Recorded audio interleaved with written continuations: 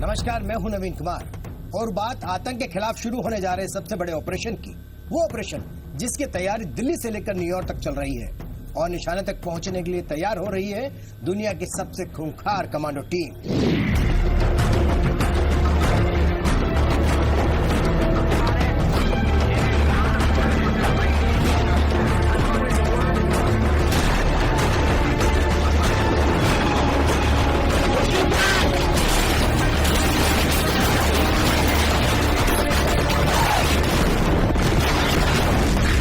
ये जंग है आतंक के खिलाफ और इस जंग के सबसे बड़े योद्धा हैं सुपर पावर अमेरिका के सबसे खूंखार और सबसे खतरनाक कमांडो दस्ते डेल्टा फोर्स 1।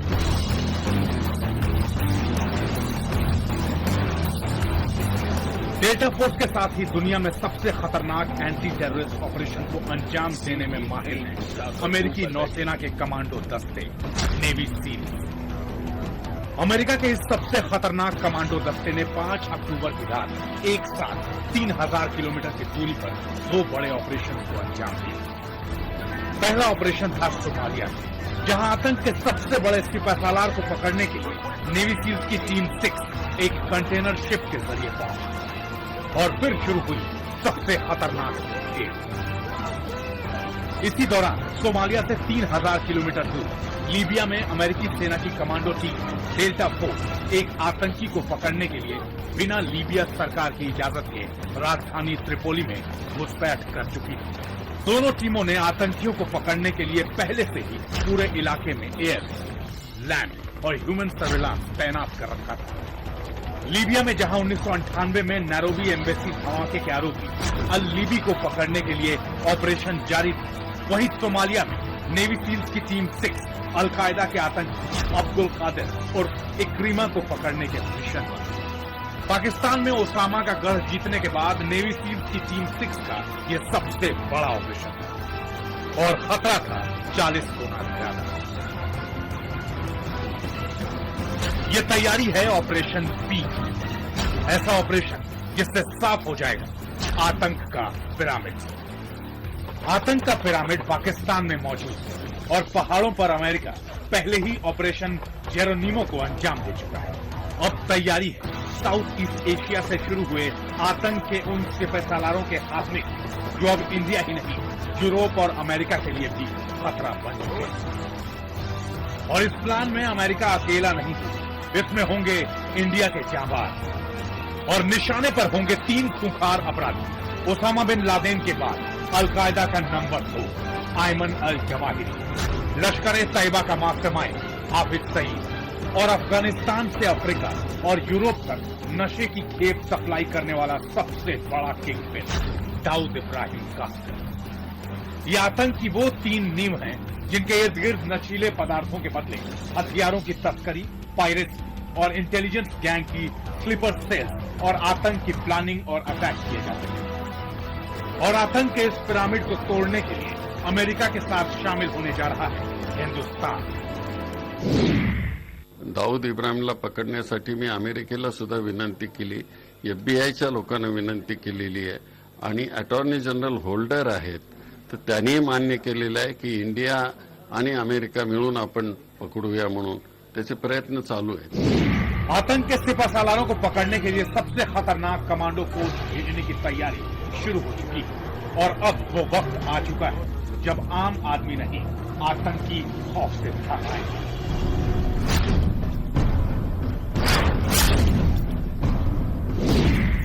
आतंक का शेख लादेन का खात्मा होने के बाद अब आतंकी अल लीबी भी गिरफ्तार किया जा चुका है। तैयारी है सबसे बड़े ऑपरेशन को अंजाम देने की। इस ऑपरेशन के निशाने पर हैं दाऊद, अल जवाहिरी और हाफिज सईद, जिन्हें पकड़ना अब नामुमकिन नहीं मुमकिन है। आतंक के इन 3 चेहरों को गौर से देख लीजिए। अब इन 3 चेहरों को साथ पकड़ने के लिए सबसे बड़ा प्लान तैयार हो रहा है।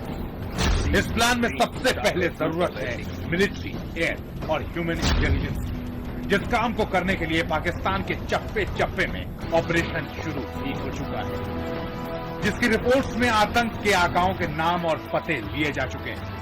अगर अलकायदा के नंबर 1 अल जवाहिरी की बात करें तो इंटेलिजेंस एजेंसियां इशारा कर चुकी हैं कि वो पाकिस्तान और अफगानिस्तान के बॉर्डर के इलाके की पहाड़ियों में छिपा हुआ है। दूसरा आतंक का आका है हाफिज सईद, जो 3 ठिकानों के बीच घूमता रहता है। हाफिज का पहला ठिकाना है लाहौर में, दूसरा मुरीदके में और उसका तीसरा और सबसे अहम ठिकाना है पाक अधिकृत कश्मीर के मुजफ्फराबाद में। तीसरा वो शख्स है जिसका पता ठिकाना हर चीज इंटेलिजेंस एजेंसियां पा चुकी हैं, वो है दाऊद इब्राहिम कासकर।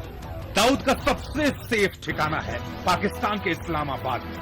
पता आप भी गौर से सुन लीजिए। House number 29, street number 22, Margalla road, Islamabad, Pakistan.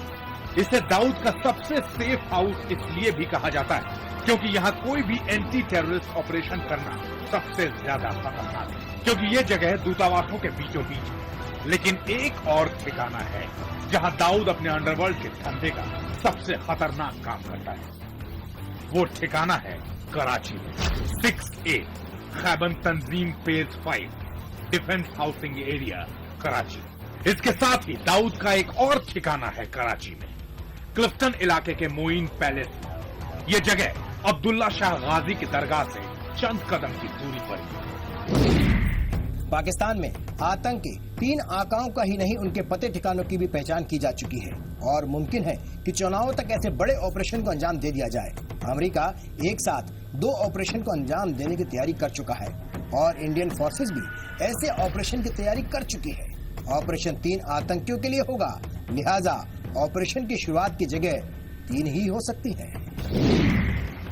Somalia में आतंकियों को पकड़ने के लिए अमेरिकी नेवी सील्स की टीम के लिए सबसे बड़ी चुनौती है किसी दूसरे देश की सीमाओं के पास तक पहुंचना, वो भी ऐसी जगह जहां किसी दूसरे सैन्य संस्थान को जाने की इजाजत न मिले। इसके लिए अमेरिकी नेवी सील्स ने एक मर्चेंट शिप का सहारा लिया। इस जहाज के जरिए नेवी सील्स टीम 6 के कमांडो बरावे तक पहुंचे और फिर वहां से धीरे धीरे छिपते हुए आतंकी अब्दुल कादिर उर्फ इक्रिमा के 2 मंजिला मकान पर पहुंचे। एक टीम ताबड़तोड़ हमले करते हुए अंदर घुस गई और दूसरी टीम मकान के बाहर।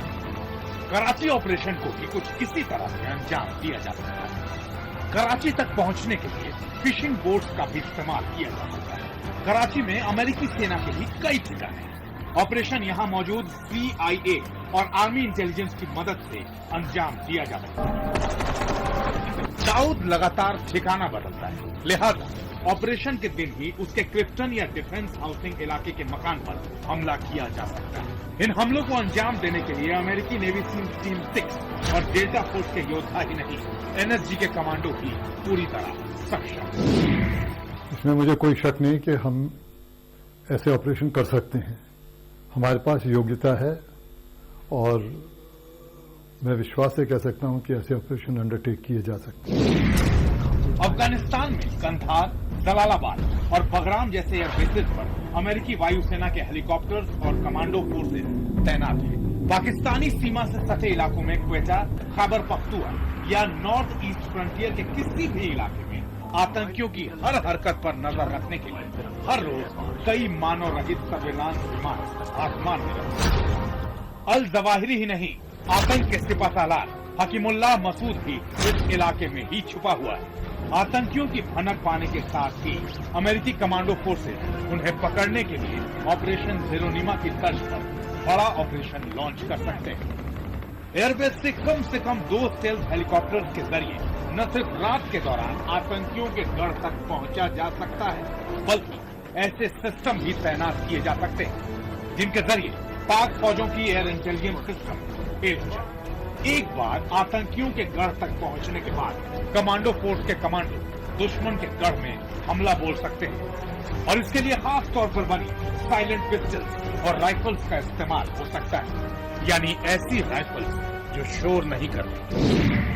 किसी भी ऑपरेशन को करने के लिए केवल हथियार नहीं लड़ता, हथियार के पीछे का व्यक्ति, उसका जो विल पावर है वो सबसे ज्यादा स्ट्रांग होती है, वो लड़ता है। आतंक के गढ़ में होने वाले इन 2 ऑपरेशंस को समुद्र और अफगानिस्तान के अमेरिकी नेवल बेस से अंजाम दिया जा सकता है, लेकिन सवाल ये है कि भारतीय सीमा से महज 40 किलोमीटर दूरी पर रहने वाले आतंकी को पकड़ने के लिए किस तरह का ऑपरेशन किया जा सकता है। बताएंगे एक छोटी सी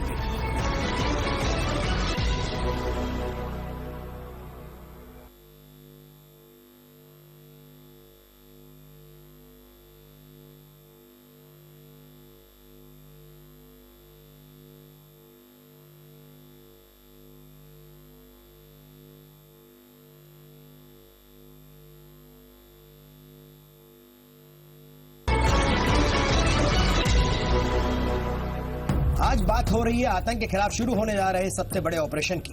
ऐसा ऑपरेशन जिसकी शुरुआत पाकिस्तान के एबटाबाद से हुई। ओसामा को पकड़ने के बाद अब पाकिस्तान में आतंक के 3 और सिपहसालार मौजूद हैं, जिनमें तीसरा सबसे बड़ा नाम हाफिज सईद का है। क्या हाफिज सईद को पकड़ने के लिए किसी बड़े ऑपरेशन को अंजाम दिया जा सकता है? पाकिस्तान के एबटाबाद में ओसामा बिन लादेन सबसे सुरक्षित जगह पर रह रहा था। उसने ही नहीं, उसकी सहयोगी आईएसआई के अफसरों ने भी कभी सपने में भी नहीं सोचा होगा कि अमेरिका पाक सैन्य कॉलेज के पास से लादेन को पकड़ने की हिमाकत कर सकता है। लेकिन ऐसा ही हुआ। अमेरिकी नौसेना की नेवी सील्स टीम 6 ने न सिर्फ वहां हमला किया, बल्कि 9/11 के मास्टरमाइंड लादेन को उसके अंजाम तक भी पहुंचाया। लेकिन सवाल यह है कि क्या हाफिज सईद के खिलाफ ऐसे ही ऑपरेशन को अंजाम दिया जा सकता है? भारतीय फौजें ऐसे ऑपरेशंस के लिए कई बार अपनी हामी भर चुकी है और अब सरकार भी पाकिस्तान के बार बार इनकार के बाद ऐसी किसी बड़ी कार्रवाई पर विचार कर रही है। ऐसे ऑपरेशंस के लिए एनएसजी के कमांडोज को आदेश दिए जा सकते हैं, जिसके लिए अमेरिकी नेवी सील्स टीम 6 और डेल्टा फोर्स का साथ लिया जा सकता है। क्लोज कोऑर्डिनेशन विद अमेरिका वो मेरे ख्याल से बहुत मुफीद होगा, वो फायदेमंद होगा, और अगर हमको वो मदद मिल सकती है तो वो हमको लेनी चाहिए। हाफिज सईद लगातार अपने ठिकाने बदलता है और लाहौर ही वो इलाका है जो सीमा से महज 30 किलोमीटर की दूरी पर है, और इस इलाके में हाफिज सईद बेफिक्र घूमता भी है। लेकिन यहां तक पहुंचने के लिए स्टेल्थ हेलीकॉप्टर ही काफी नहीं है। ऐसे ऑपरेशंस को अंजाम देने के लिए वहां मौजूद ह्यूमन इंटेलिजेंस की सबसे बड़ी भूमिका होगी। तो ह्यूमन इंटेलिजेंस है, सदियों से चली आ रही है, आगे भी रहेगी। इंटेलिजेंस इंफॉर्मेशन के आधार पर ठीक उसी तरह से हाफिज सईद की एक्टिविटीज पर ध्यान दिया जा सकता है, जिस तरह से अमेरिकी डेल्टा फोर्स की टीम ने त्रिपोली में अल लीबी की एक्टिविटीज को ट्रैक किया। अल लीबी को पकड़ने के लिए अमेरिकी डेल्टा फोर्स के कमांडो ने सुबह उस वक्त हमला किया जब लीबी अपने आतंक के नेटवर्क से मुलाकात कर अकेला वापस घर लौट रहा था। लेकिन सवाल ये कि क्या कभी कोई वक्त ऐसा भी होता है जब हाफिज अकेला घूमता है? हाफिज सईद के घर पर 24 घंटे पाकिस्तान की पुलिस ही नहीं बल्कि सेना के कमांडो भी तैनात रहते हैं। तो क्या ऐसे किले को भेदा जा सकता है, या फिर इसके लिए कमांडो फोर्सेज किसी नई रणनीति का इस्तेमाल कर सकती है? आतंक के गढ़ में दुश्मन का सफाया करने का पहला और सबसे सटीक तरीका है कमांडो ऑपरेशन के जरिए सीधे हमला करना। अमेरिकी नेवी सील्स की टीम 6 इन कामों में माहिर है, लेकिन किसी भी मिशन में हर कमांडो की सेफ्टी बेहद जरूरी है। दुश्मन के इलाके में एक भी कमांडो का घायल होना बड़ी समस्या बन सकता है। यही वजह है कि सोमालिया में हमला करने के लिए गई नेवी सील्स की टीम खाली हाथ लौट आई। लेकिन सवाल यह है कि अगर लाहौर में ऐसा हुआ तो लौटने का विकल्प बहुत कम होगा, क्योंकि पास में ही पाकिस्तानी सेना के कैंप भी हैं और एंटी एयरक्राफ्ट गन्स की भरमार है। ऐसे में सवाल यह है कि आतंक के आका के खात्मे के लिए क्या किया जा सकता है? इसका जवाब भारतीय सेनाएं भी एक नहीं कई बार दे चुकी है। हमारा जवाब करारा होना चाहिए। दुश्मन को ये पता लगेगा कि हाँ, अगर हम इसके 1 थप्पड़ लगाएंगे तो ये हमारे 4 थप्पड़ लगाएगा। एबटाबाद हमले के बाद पाकिस्तान में अमेरिका विरोधी लहर चली, सियासी बयानबाजी और धमकियां भी मिली। लेकिन पाकिस्तान की सबसे बड़ी आतंकी फौज ही उसकी सबसे बड़ी मजबूरी है। उसे देश के अंदर हुए हमले के लिए शर्मसार होना पड़ा और खूंखार आतंकी के पकड़े जाने की वजह से अंतर्राष्ट्रीय मंच पर दिया। अगर पाकिस्तान में दाऊद, अल जवाहिरी, हकीमुल्लाह महसूद और हाफिज सईद जैसे आतंकियों को एक ही दिन हुए बड़े कमांडो ऑपरेशन से पकड़ा जाता है, तो अंतर्राष्ट्रीय मंच पर पाकिस्तान के उस झूठ का पर्दाफाश हो सकता है जो वो लगातार बोलता आ रहा है। जवाहिरी ही नहीं, दाऊद को लेकर भी पाकिस्तान लगातार बहकाने वाले बयान देता है। और अगर ये आतंकी आका उसी सरजमी से पकड़कर अंतर्राष्ट्रीय मंच पर लाए जाते हैं तो फिर पाकिस्तान के पास हैरानी भरे जवाब देने के अलावा और कोई चारा नहीं बचेगा। पाकिस्तान में पनप रहे आतंक के गढ़ को तोड़ने के लिए अमेरिका नायाब रास्ता चुन चुका है। ना तो इराक जैसे बड़े युद्ध, ना ही ज्यादा जान माल का नुकसान। अब देखना यह है कि ऐसे ऑपरेशन को कब अंजाम दिया जाता है, दिसंबर की सर्द रातों में या फिर मार्च में गर्मी बढ़ने के साथ ही। क्राइम फाइल्स में बस इतना ही। अगर आपके आसपास होता है कोई गुनाह तो आप हमें बताएं।